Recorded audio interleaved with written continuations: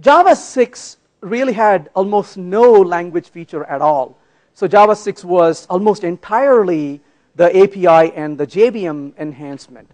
Java 7 has some language features, but what happened during the period of development for Java 7 is there were several features considered to be included in Java 7. But as the development was taking place, there were concerns about how much they can include in it. And there was a period of uncertainty, and there were a few proposals that were being discussed. One plan was to delay the release of Java 7, have all those features in place before the release, or another plan was to really release whatever feature has been developed fairly, and then take the remaining features and move them to Java 8. And that was the decision that eventually was made, and Java 7 was released. And so some of the interesting features that were looked upon in Java 7 are actually in Java 8. So in terms of language features, I'll talk a little bit about them, and also we'll look at some of the non-language features also here today and see what those are. So just to kind of quickly summarize some of the features, one of the benefits of Java 7 is really support for multiple languages. This again went through a certain amount of change and evolution. But if you ask me if there is one feature in Java 7 that I am most excited about, it is actually the support for non-Java languages, right? The other languages on the JVM.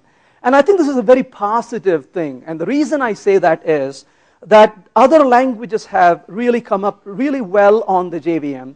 And it's really important to be able to support them. And I'll talk more about this, what that means in a few minutes. So that is one of the features that Java 7 has. And again, I'll talk a little bit about how far that's gotten into it. Then there are productivity updates. One of them is the language features in the so-called Project Coin. There were close to about 80 features that were considered into the language. About 6 of them made into the language. We'll take a look at what some of those are, or maybe even less. Other feature is support for concurrency and collection updates, most notably the fork join API, and then a few enhancements related to I/O. We'll talk about that. Leaving the language and productivity away for a minute, there are performance improvements. And performance improvements comes in twofold. One is support for 64-bit. I'll talk about what that is. And also garbage collector improvements. Modularization quite actually didn't make it. That's going to be in Java 8. So that was considered, and that was kind of moved away from it. So that was there initially, but never really took into it. So let's get into the details for a minute. What about, like I was mentioning before some of you walked in, I'm going to spend maybe about 10 minutes or so talking about the features, and then I'll show some code with the language features as we get into. Some of these features are a little hard to write as a language feature and demo it. Some of them you can, but for lack of time, I won't spend time on them, unfortunately. So what about compressed object pointers? One of the challenges is when you have a 32-bit system, we know that a 32-bit system can hold up to a 4 gig of data, right? 2 power 32 in the virtual memory and all that. So that's pretty good. Now, in a 64-bit system, we can have a lot more memory, obviously, and that's pretty good. So we certainly want to be able to use 64-bit applications. But what if you have a precompiled 32-bit application, and you're trying to run it and deploy it on a 64-bit processor?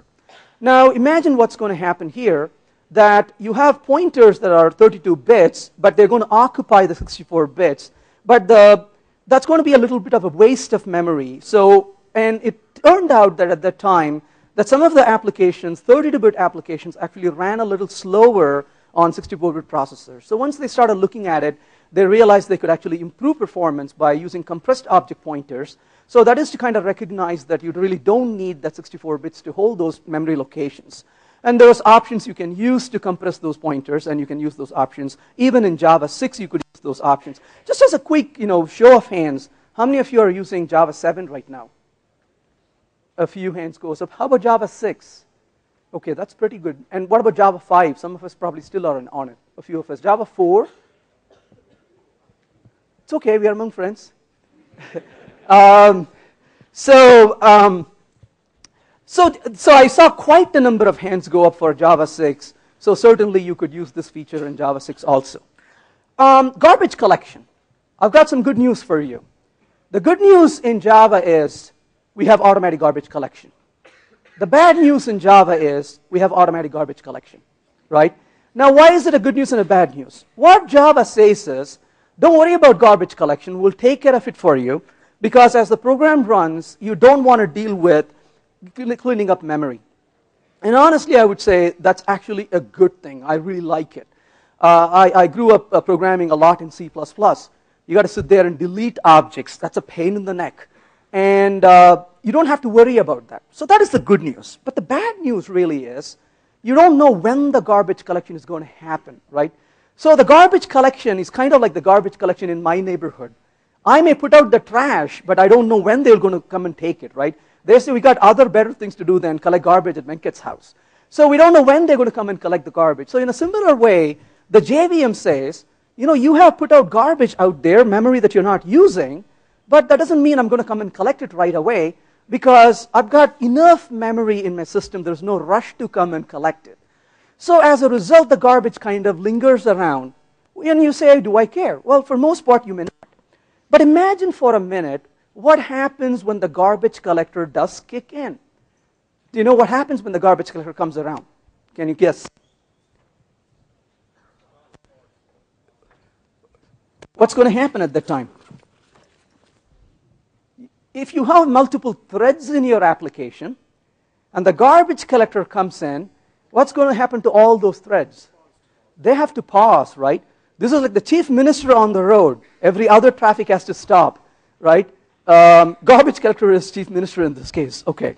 So you are going to delay this. And you say, so what's the big deal? Well, the big deal really is, imagine you are a desktop application, a friendly application. It's probably not a big deal. You got using some amount of data, and maybe it's getting garbage collector. You may not even notice it. But imagine you are a financial transaction application. Just think about that for a minute, right? And you have been crunching numbers, creating data, and you created enough amount of data, and eventually the garbage collector says, you know what? It's time for me to run. And just at that fateful moment, your application has issued a transaction to perform to purchase a stock at a particular price that you thought it was. And you issue this request, and that's when the garbage collector says, excuse me, stop, I have to run. And it takes a little pause, maybe a second or even smaller than a second. But when the garbage collector is done, your application then says, all right, complete the transaction, but we know how volatile the stock market is. If this results in $1 billion gain for your product, for your company, you want this garbage collector running all the time, right? But what if it ends up being a loss to the company? What if this ends up changing the stock price and you end up losing the money? So one of the biggest challenges is the unpredictability and the duration of time it's going to take when the garbage collector kicks in. Unfortunately, there's no full answer to this problem. There's no full solution to this problem. Because as long as the garbage collector is automatic, we still have to continue to fight to see how we can improve. But one thing that Java 7 takes a stab at is to improve this pause. And the way that it can be improved is by really lowering this time. So one way to lower the time is not to really search for the garbage and do the math involved in all of the memory, but to start taking smaller chunks of memory. To think about this in a way that we can kind of relate to, when this in the room is vacated, I could bring in a cleaning crew, and they could go in and start cleaning up this entire room. And that's going to take quite a bit of time and effort. But what we could do is we could say, why don't we do this? As we are sitting here in different rows and different segments in this room, each row takes care of collecting the garbage and putting it towards the stairs over here, right? Then the cleaning crew can come in and just do one sweep, walk up. They don't have to go through here because we're kind of taking the responsibility to collect that information around, right? So in a way, they decided to manage this garbage information just a little bit. So first of all, they segmented this memory into smaller pieces, And within each of the memory segments, they maintain the garbage information just a little bit better. So when the garbage collector does come in, it can quickly do the sweep and reduce the time for garbage collection itself. So that's one of the improvements in garbage collection, to just reduce the time. Now, if you ask me, will the time be reduced to 0? Certainly not. That's not going to happen. Type annotations is the next thing. Basically, we have annotations. How many of you love annotations? All right. How many of you hate annotations? Not that many. Well, I have my hands up. I don't like annotations as much. And the reason is it's easy to abuse it. Annotations are intrusive in a lot of ways. And they're not evil by any means, but they're okay. But we got to be careful using them. And so I don't fall too much in love with annotations. But if you are decided to use annotations, you would realize in Java 1.6 and 1.5, you could put annotations in certain places, but you couldn't put annotations in a lot of other places. Well, this just opens up the door so you can put annotations in a lot more places in your application. What are the places you may want to put it, and why would you want to put it in those places? This really is a way to specify certain expectations. One of the things we do in statically typed languages is we establish a contract in the code, right? This is designed by contract rather than designed by capability. But unfortunately, the language is not powerful enough to establish a certain contract at certain places. So by having this ability to put annotations in certain places, we can enhance our capability to specify certain contracts. For example, let's say for a minute that I have a little function, and what I'm going to do in this function is maybe I'm going to call this function. This is, let's say, foo function is the foo, and I'm going to take a string. Maybe this is a name that I'm going to pass in. Now, one of the problems in this code is you may say, hey, what happens if name is null? And you may have to deal with the null. So you may check for null, and you may throw exceptions. You may do other things. But you know how painful that becomes. So is there a way to say, hey, name cannot be null?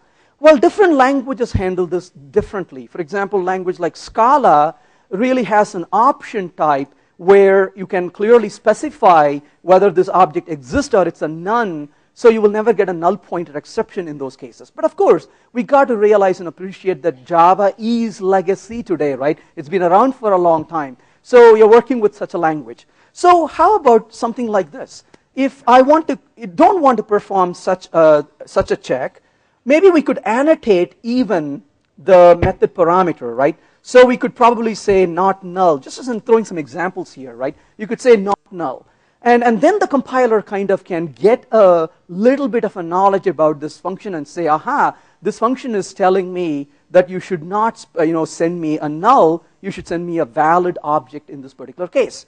Now imagine for a minute that I am going to call this function from somewhere else, and I'm going to say, send the value foo here, and maybe send null. Then at least there is enough information for the compiler to trigger and say, stop that, you can't do that, because this is not supposed to be a null. Now in the same token, now this becomes a specification you can go recursively, or is that the right word to use, or transitively rather. So you could say, if I receive a data, and I'm going to call this function, and I don't want to perform a null check, then I can specify in my own interface that this cannot be null. So I'm just giving this as an example that this opens up the door for more specifications. You could define your own annotations now. And mostly that's where the annotations really help, right? Because you can use annotations, you can define annotations, others can use it to signal certain behavior to you, and then you can use that to perform some operations on your system. So eventually annotations can evolve to use some of these capabilities in languages. So that is what's going to happen when you send a null. Will it accept it? Sure it will, right? Because it doesn't know, it's just a pointer, the reference that it's taking, right? So, but what if you don't want this? What if you say, no, I want a collection where I don't want null instances to be? This again opens up the door to specify more places where you could say things like, for example, not null, and say, I don't want this to be null, I want this to be a valid object. So this opens up the door to give more specifications. Similarly, you could use in casting, and you could use in object instantiation, and even in throws class to say what kind of exception you're expecting and so on. The next thing I'll talk a little bit about before we get to the coding part is a support for dynamic languages. When I do talks on Java 7, before the release, I would actually show this code example because they had the feature in the Java language at the time, but it was decided to kind of remove that feature from the Java language but leave it more of a JVM feature. So I can really talk about this right now more than show it. But what is this benefit really? Let's start with something else for a second. Here's a quiz for you. So here's my quiz. Let's go to a code example just to kind of entertain a thought here. I have a function here, public void foo, and I'm going to just call this function foo. So I'm going to say a new sample. Let's call it a sample equals new sample, and I'm going to call this method foo, right? So what's foo? Let's just output foo called, right? So not a big deal. I'm just calling that function. Let's take a break from that for a second. Let's go back here. I could do one more thing, right? Let's actually do this. Let's call this method public final void foo2, and I'm going to call this method also. So we'll say foo2 called, and I'm going to call this method foo2 sample.foo2. So I've got a call to foo and I've got a call to foo2. So I got a quiz for you. What's the difference between foo and foo2?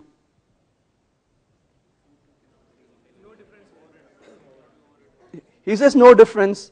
No difference in this class. No difference in this class. Well, what if I inherit a class from this? I cannot override foo2.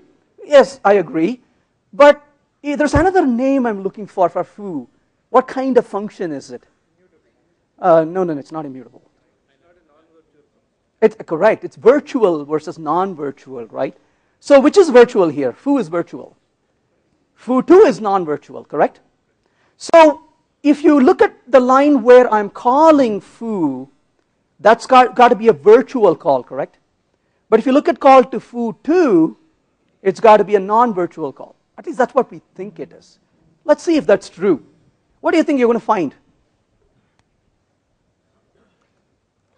So let's go ahead and say Java P minus C sample, right? Java P will allow you to take a peek at the bytecode, right? So you can kind of see how this looks, what it's been compiled down in the bytecode level. So we'll see Java P minus C sample, and I'm going to just pull it up here in the editor so it's easier for us to see it. So here is the decompiled from the bytecode, and here's the foo function. We don't care about that function. Here is the final function foo2. You can see that too. Scroll down to main, and what difference do you see? Do you see a difference? No, right? You don't see a difference. You feel cheated, right? Oh my God, foo2 is being invoked virtual, but it's a non-virtual function. What in the world is going on here? This is one of the beauties in Java. There are two compilers in Java. One is your friendly neighborhood Java C compiler. What's the other one? That's right, the JIT compiler, the just-in-time compiler, right? So your Java C compiler takes your Java source code, compiles it down to the Java bytecode, and when you start running your application, the JIT compiler takes your bytecode and converts it to the native code that's needed to run it. But the JIT compiler says, I know the most detail about the underlying platform of execution. Remember why Java code can run in multiple deployments? Because the Java C doesn't do all the work. If it did all the work, you cannot deploy in multiple platforms, right? So, remember in computer science, you can almost solve any problem by adding one more level of indirection. And that level of indirection is the JIT compiler, right? It says, postpone that decision, I will do the transformation for you. Now, so JIT compiler does enormous amount of optimization of the Java bytecode. That's where the real power and the pain comes in. The power comes because it can do the optimization. The pain comes because we don't expect it, right? We don't fully understand it sometimes. And then we act surprised. Oh my God, how did it do that optimization? But in this case, what it did, it said, don't waste your time, Java compiler, making this virtual versus non-virtual. Just make it all virtual. I'll take care of it.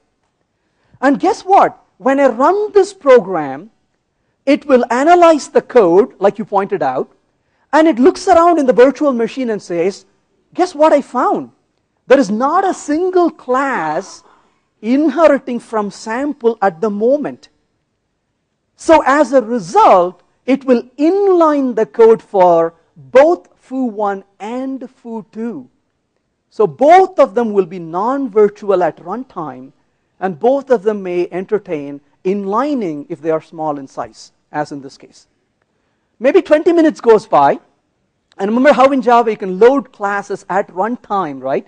So now you write the class or bring in a library where that class inherits from sample, and if in that class you have overridden the method sample2, or the foo method, and if you're in a function where you may get a reference, not in this particular case though, but if in a function where you may get a reference, the JIT compiler says, oops, I did an optimization that's no longer valid.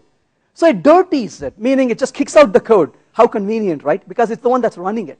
So it kicks out the code, and the next time the code is invoked, it says, oh, the code doesn't exist, let me go recompile it. And it recompiles the bytecode, and then it'll introduce the Invoke Virtual at that point. So notice how it gives you the best of both worlds. It gives you good performance at runtime, and at the same time, it can also continue to optimize it. So far, so good? Yep, please. So while compiling, right, I have significant amount of time to compile, but while running, I want to be fast, right? So it looks other way to me. Yeah, so the question is, while compiling, I can take the time. When I run, I want this to be fast. We just made an assumption that somehow this is slow, which is natural, right? We all tend to do that. Yeah, it's doing something extra. But that's what you hire the best of the minds in the world to write the JVM. That's why they don't let me into the team, right? They need real guys with real brains. Incredible. I mean, if you look at some of these guys working on this, they really are spending their, every inch of space they have on their time, they're putting towards improving the performance. So your concern is valid, but one of the benefits we see is, back in time when Java was introduced, people said, heck, nobody would use it because of performance.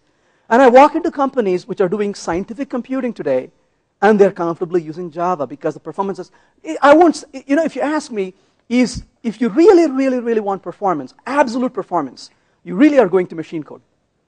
Then you kind of say, okay, I can be in assembly code. And still people are writing assembly for that reason, right?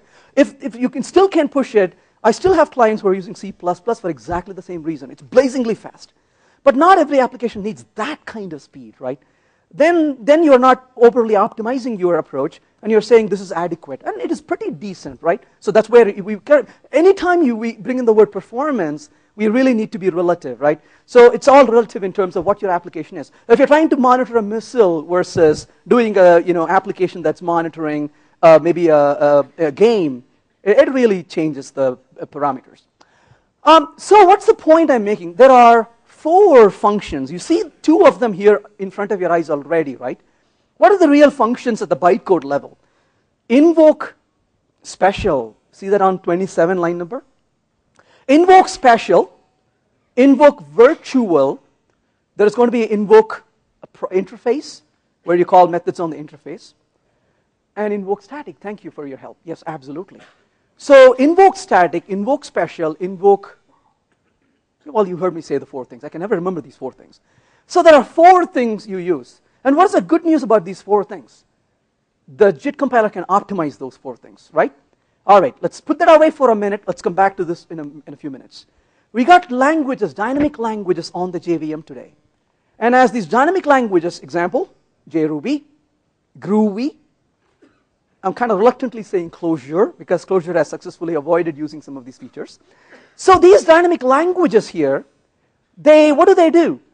Groovy and JRuby, for example, in the past, they are trying to provide a dynamic behavior, meaning you could invoke a method that doesn't exist at compile time, but that method can come to life at runtime. And dynamically you want to go find out, hey, do you have that method? And then you call it, right? And what's the benefit of that? The benefit of that is your program is very flexible. It introduces the capability for meta-programming. But how do these languages do that? The way they do that is they provide a dispatcher separately, written in Java code or other language code. So rather than calling the method, they would tell this dispatcher to receive the method name and check at runtime and call it. Good news, these languages provide dynamic behavior. Bad news, the JIT compiler doesn't see what's happening, because it doesn't have this sense of dynamic call on hand, right? So there is a ton of overhead being added, but the overhead really comes from the lack of the JIT optimization at that point. So the JVM team said, you know what, let's help our cousins. Let's help our languages being developed on the virtual machine. So they added a fifth function call, which is Invoke Dynamic. What does Invoke Dynamic do? Invoke Dynamic says, well, it turns out the JIT compiler is statically typed at the ground level, right? And Invoke Dynamic kind of winks at the JIT compiler and says, look the other way, please. I'm going to call a function that may not exist right now. Don't worry about it right now. At runtime, you can figure this out. So as a result, the Invoke Dynamic can be used directly by the languages. And if the languages use these directly, then their performance will improve because the JIT compiler can optimize the code that they could not optimize until this time. But in Java 7 pre-release, I could actually do this from Java also. They said, why not just let's add this as a language level API feature. But they decided to kind of remove that and make it only available at the bytecode level, the JIT compiler level. So what does that mean today? If you're programming in Groovy, anybody using Groovy here? A few of us. If you're using JRuby, are you using JRuby here? No love for JRuby. We'll fix that. Scala. A few people, okay. Clojure, anybody? No? Okay, we got to fix that too. So if you're using, so I saw more hands going up for Groovy, right? What do you have to do to make use of this feature? How about this beautiful word? Nothing. You don't have to do anything. The guys who are working hard on the Groovy compiler are doing all the hard work. It is their responsibility. So what they are going to do is to, rather than compiling it down to the bytecode like they do now, they would start using Invoke Dynamic. Well, you could say, are they doing it now? Well, JRuby has made really good use of this. Charles Nutter is making really good use of Invoke Dynamic. Guillaume and his team on Groovy said, you know what, we're not going to jump on that right away. We're going to use it for sure. But as part of Groovy 2.0, they're also trying to introduce a static compilation option as well. So they want to make use of both of those benefits to improve performance. So when Groovy 2.0, those performance improvements come in, and we can take a bit more observation from it. So as of today, we don't have any clear numbers. Charlie has been posting quite a few numbers, but we have to see in production how some of these help. But as a programmer, you don't have to do anything to use this. Well, other than upgrading your compiler version. And if you use a newer compiler version that supports Invoke Dynamic, then your existing code, when you compile it using that compiler, you will get the performance advantage already. So this is really to improve the performance of the language, dynamic language, more than anything else, is really what the benefit really is. All right, so that's basically the language level feature, how we can use it. Basically at this point, one other feature is an exotic identifier. I'll skip over that. This is really to be able to intermix between languages so you can easily call code written in other languages without colliding it. But let's get to code. What are some of the features you could use? Let's take a look at an example of a feature we could benefit. So let's say for a minute, I have a class called resource. And the class resource is going to have a constructor, so public resource, and then we will simply say here created. So we can see that it's being created, so created. And I'm going to write public void finalize, and I'm going to say here clean out, right? It's cleaned. So clean, all right. So maybe I'll add a function, void some function foo, and we can simply say called, right? So foo called. So I have a resource class, and what am I going to do to use this resource class? I'm going to create an instance of resource, so we'll say resource equals new resource, and I'm going to create an instance, and I'm going to call the method resource.foo, right? So but basically, I'm just calling that method. What did I do wrong?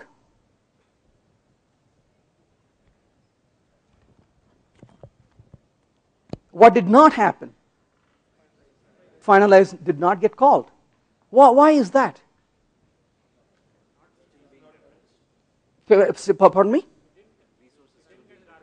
It didn't get garbage collected. Why not? Because it says, why run garbage collecting? There's a lot of memory. Why waste time, right? Garbage collection is not a high priority when there is enough memory, right? It's like you're sitting and working, you drink a cup of coffee, you finish the coffee, do you rush immediately go put it in the sink? You leave it on your table, right? There's no rush to go put that, right? There's enough space on the table. It's kind of like that, right? It says no need to run right away.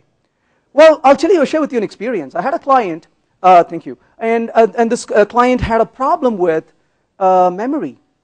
They would create a lot of resources on their side, but it would never get garbage collected. But the database was throwing exceptions on them. And it becomes really painful because you don't know where it's happening. Your JVM has a lot of memory, but external resources are really being used. That becomes a problem, right? So what do I do to fix this problem? Well, here's an idea. I could write a separate function here, if you would like, and I could say here public void, close, and within this I could say, clean, right? And I could come back here and I could call this method resource.close. What's wrong? Why shouldn't I do this? That's right, thank you. What if there's an exception?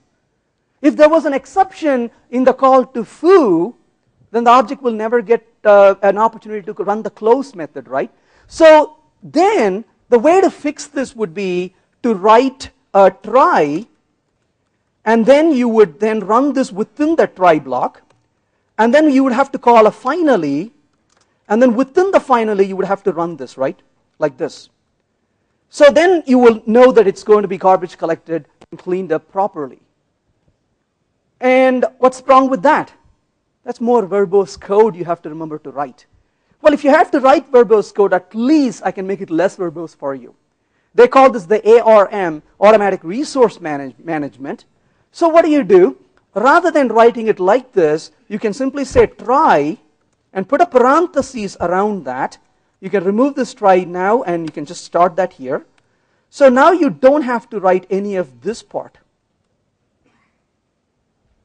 You say, wait a second, but how does it know? What does it do, first of all? What it actually does right here is in line number 16, it's going to call the close method. But how does it know there is a close method? Actually, it doesn't. So if I compile this, it complains that there is no auto closable. In Java, we can solve most of the problems by adding one more interface, right? So this implements auto closable. So by implementing auto closable, you are guaranteeing that you're implementing a close method, and now automatically it calls the cleanup. As you can see, it ran the clean at the very end. So, please. Is this another? Yes, thank you. It is another marker interface, except that it does have the close method in it. So it's not fully marker, but almost. As dirty as clonable. That's right, but it's, yeah. I'm not a big fan of this personally because it still requires you to remember to use the try. But you can solve this nicely in Java 8 with lambda expressions. I'll talk about that later on. Or you can go look up how to use that. So this is the kind of a solution that is there if you don't want to use the lambda expressions, but you have to do some work to do that. So that's basically one thing. There's another benefit here in Java 7 that I actually like, to be honest, about this, because it does minimize a bit of a code. So if I say a list of string, names equals new array list of string, and notice the redundancy, right? You have to say string twice. It only gets worse. Map string comma, let's say integer, I'm going to keep a scores for somebody, equals new hash map, and now you're going to say string comma integer. And then you can imagine how this could become even more ugly if that itself was more complex type. right? It really begins to smell. You kind of put the code a little away from you and start typing, right? Because that's kind of emanating that odor. So what can you do? Let's just print these two out for a second and see how this looks. So names, of course, that's going to be empty, but that's okay. And then scores, right? So just to see if the code is working, and it's working. But what Java 7 says is, I'll give you a little bit of a benefit. You can completely remove these guys and just put an angle, so notice the code is still working. So you define the type, and then you can just use an angle, a diamond notation, and that says, hey, go infer what those details are. Now, of course, one quick question I normally get at this point is, why should I use a diamond? Why can't I just remove that? And the reason is, if you don't put the diamond, it falls back to the raw type that is still valid type, and you want to say, no, I don't want to use a raw type, I still want a generic type to be used here, so that's why you need the diamond. But at least that's definitely helping a little bit, right? The next thing I'll show you here is, this is a feature, by the way, that I'm really excited about, and I'll tell you why I'm excited about. If I say int max equals, quick, how many zeros do I have? Everybody who responded is below 30 years old, right? And I'm way past that number. My kids will come and say, read this, and say, kid, put this away from me, I cannot see it anymore, right? So this is a feature for maturing Java programmers, all right, like me, right? Maturing is a better word to say than old, right? So what do you say here? I'm going to output max, all right, that works. But for people like me, where it becomes very difficult, we can use an underscore. Isn't that beautiful? Right? So now we can actually also compete with you young kids and say how many zeros are there very clearly, right? Of course, it doesn't enforce you to put an underscore at a certain place. You can put it in different places, and it just simply strips out that underscore. That's all. It just improves the readability just a little bit. That's all in this case. All right. Yes, please. Yeah. Underscore is not a variable, right? It's in only numerical types. Well, only in variable names you can start, but that's not a value though, right? So you know on the context whether it's a variable or a value. So this is within a numerical type. Simplified argument checks, this kind of eliminates a few warnings. I'll skip that. You also have a switch statement with the strings. Let's look at an example here. So we could use a public void, let's say static void, process takes a string, let's say stir, and I want to know what you're sending to me. It used to be that switches can only have, cannot have strings, but that's been fixed. So you can say switch stir, and I'm going to say case is hello, and if it is hello, I'm going to say hello there. And you could also specify case. If you don't put a break, it gives you a warning, and I could say bye, and that will know that you're calling that. So I'll say, see you later. And finally, break. And you could also add a default. So default, we could say, what? So we could try accessing this, right? So we could call process, and let's send a hello to it. And this should really call that one function we wrote up there, and that should display the output. Is it doing it? Yep, right there. So we could say process and bye, and you can see that it is doing that. And finally, process work. It's like what? Good news and bad news. If I leave this quiet topic quietly right now, you'll leave home with a good impression of what this is. But unfortunately, strings cannot be compared so easily, right? So if you do a Java P minus C and look at what they did to the switch block, don't try it here, because people seem to get violent when they see what's happening. So go home, lock the door, don't have kids around you, then take a look at it, okay? And you'll see what, I'll leave it up to you to see what happens. Then, multiple catch blocks. When you can write multiple catch blocks, normally when you're saying, try and catch, you could write try with the different catch blocks. So you're calling a function, let's say. So you would say, for example, try, and you're calling some function foo. You could say here, catch, and catch is going to be, let's say, exception 1. And if exception 1 and you have some code, let's call it code. In the exact same code, you need for another exception also, catch E2 EX. And this is going to have the same code. And you have another exception, catch E3. But this has some other code, right? But notice, E1 and E2 are sharing the same code.